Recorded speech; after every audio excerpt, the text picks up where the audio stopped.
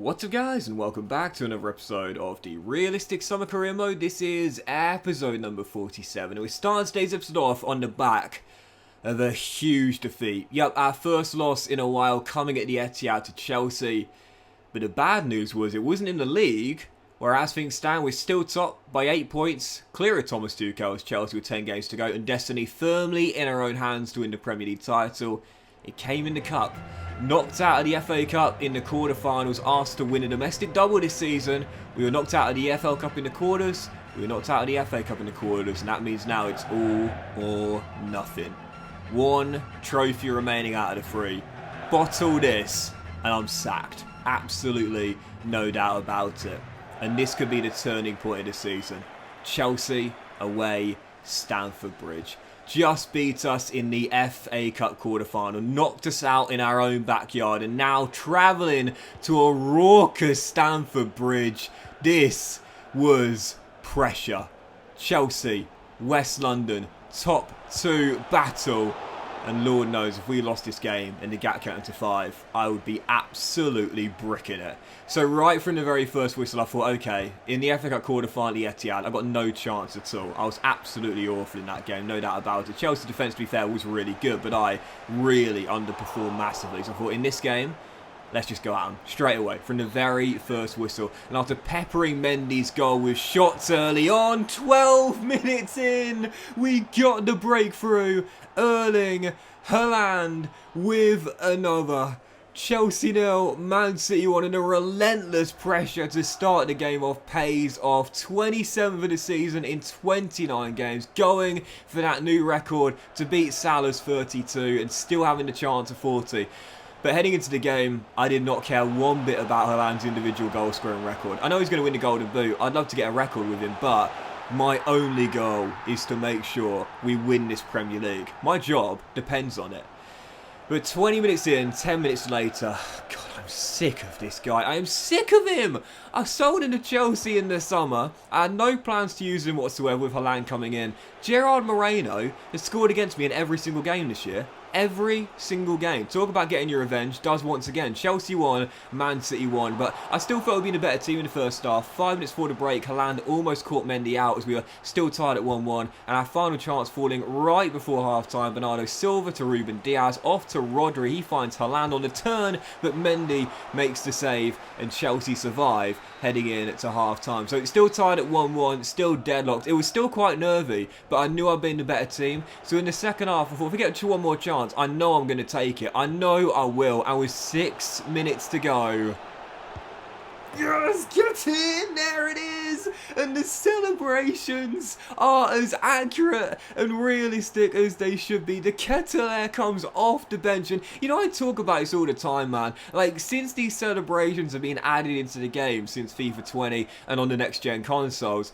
you know, I say that they need to be situation specific. You know, sometimes they happen and they're a little bit unrealistic, you know, and a little bit too dramatic as the Ketelaere puts it in front, but right at the death. Chelsea could have levelled it had it not been for Ederson making the save. We scramble it away, go on the counter, Chelsea playing that press, and as I talk about it, when they do that, when the AI pressure, just work the space in behind. Look at this, 4 light blue shirts on 1 royal blue shirt. Ball across by Alvarez, picks out the Ketelaere, and the double substitution I made in this game in the second half, by the way, really made a difference. I bought an Alvarez and the Ketelaere to replace my wingers, and it really made the difference. It really did. Alvarez and the Ketelaere changed this game really with the energy in the second half. But the Ketelaere, the Belgian, bags his first league goals of the season, and we win it late at Stamford Bridge 3-1. But, you know, like I said, the celebrations, they need to be situation specific because, you know, occasionally, you know, it'll be like match day 3 of a Premier League season. Okay, every manager will tell you every game's important. And it is, of course, don't get me wrong. But in the grand scheme of things, you know, if it's match day 3 and you're taking on a side that is like, I don't know, say they're like an Aston Villa or an Everton. It's not a derby. It's not one of the biggest teams in the division, if you will. Like a traditional top 6, for example. And you go from like leading by 1-0, very comfortably in control, and then you score like a late second goal to kill the game off in like the 88th minute. You'll get those dramatic celebrations. And okay, sometimes a dagger can feel like it warrants celebration like that. But let's say it's match day 3 in the Premier League. And again, you're taking on a side. It's not a rival clash. It might be a team like a Brentford at home, for example, and you're like a Manchester United. I don't know. You're probably not going to celebrate like that. And sometimes it's like a little bit like the fans are going absolutely ballistic. You've got subs running on the pitch, and it's like, really? But in moments like that, it's really, really cool. Because it's definitely justified. Because that game there, you'd probably say, basically, surely, all but gives us a guaranteed shot at this title now. Going 11 points clear of Chelsea with 9 games to go and a far superior goal difference record. There's surely no way we'd bottle that. And of course, the week before, they dumped out of the cup in our own backyard. So celebrations like that for the Keteler's late winner would be pretty realistic, you'd say. I think they're so cool. I think they're really, really cool. But if EA make them more situation specific, that's the one area of improvement, I would say. I think that's the only thing they need to work on. Just make them more situation specific. If it's, like I said, a match day 2 or match day 3, you know, you're at home against a Fulham and you've been on top all game long with your Manchester City team, you're probably not going to celebrate like that if you score a second goal when you've not conceded a shot on your target in the entire game. But for a game like that, it definitely is so cool. And like I said, EA, to me, they deserve criticism every now and then for the lack of improvements to the game, especially Karimo. But every now and then, you've got to give credit where credit's due as well. You've got to praise them when the praise is due. And those late goal celebrations, when it happens in games like that, it feels so cool, because I was playing that game and I knew if I just get one more chance, I'll bag a winner, and I did. And it just felt so cool to see it in real time, you know. But anyway, won the game, big 3-1 victory, 11 points clear of Chelsea now. And no doubt about it, they've knocked us out of the cup. That was a hugely damaging defeat. I said all or nothing now. We've got to win the Premier League title, and going 11 points clear with 9 games to go.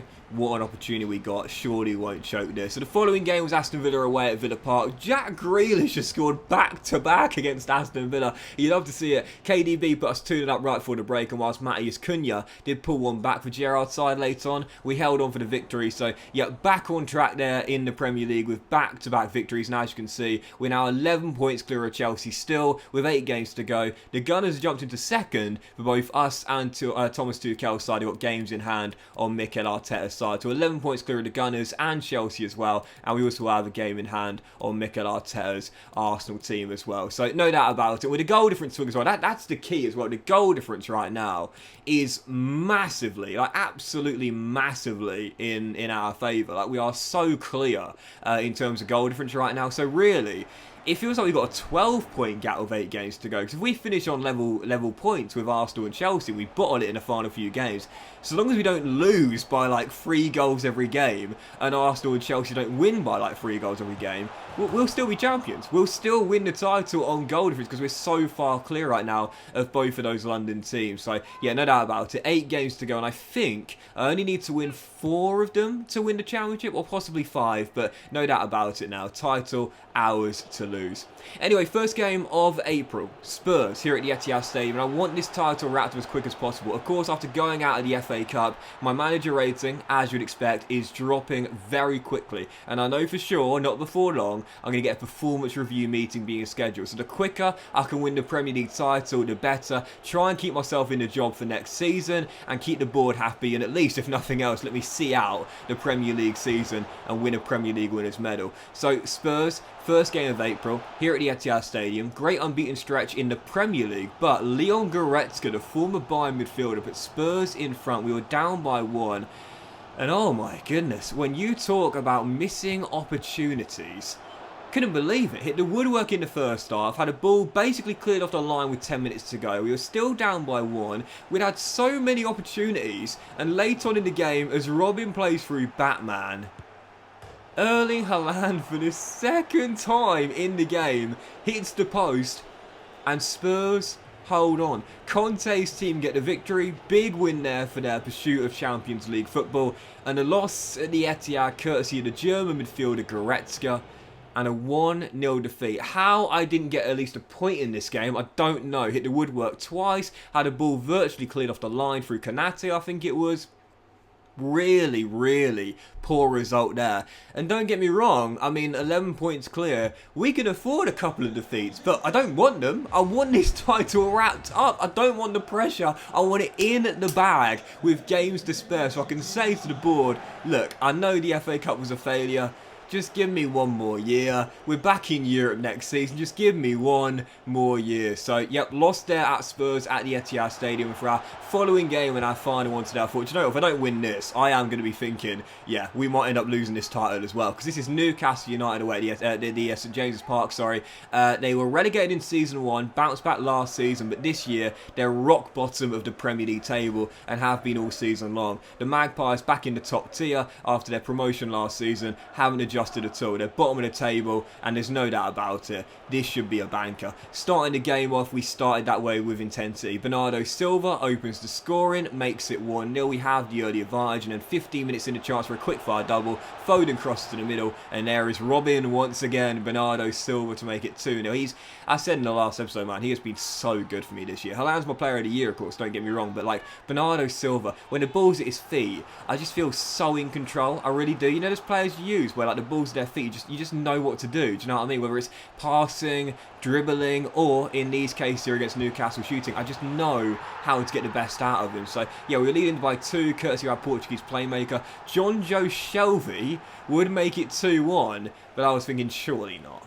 Surely not. We should hold on for the victory in this game. It's the first half. We're still leading by 1, whilst the Magpies did convert that chance there. I've been the better team. I knew a third goal was coming, and right before the break, Foden to Silva, just like for the second goal, carbon copy. Bernardo hammers it in for a first half hat-trick with the Sue celebration as he makes it 3-1. Yep, final score, Newcastle United 1, Man City 3. All the goals in the first half, Bernardo Silva with the hat-trick, and there we go, back on track. Yes, a loss to Spurs, pretty disappointing, but we have the games in our favour. We have the point gap right now still, and of course, that was just going to be a blip. I knew it. I knew it would be okay. Big 3-1 victory there against Newcastle. And as you'll see to end today's episode off here, the gap at the top of the table, well, it was 11 points with a far superior goal difference record as well. It has now been cut to 10, but with 6 games to go and a game in hand on the Gunners as well, yeah, it's still our title to lose. Win 3 of our final 6. All we need is half wins in our final 6 games. We're Premier League champions. We can do it in the next episode, and surely we won't bottle this. But that will end today's episode of the Realist Summer Career, guys. Big thank you for watching. Hope you have enjoyed. If you haven't, please like. Much love to you all. Have a fantastic day, and I'll see you for the next episode of the Realistic Summer Career Mode. A chance to win the title very soon.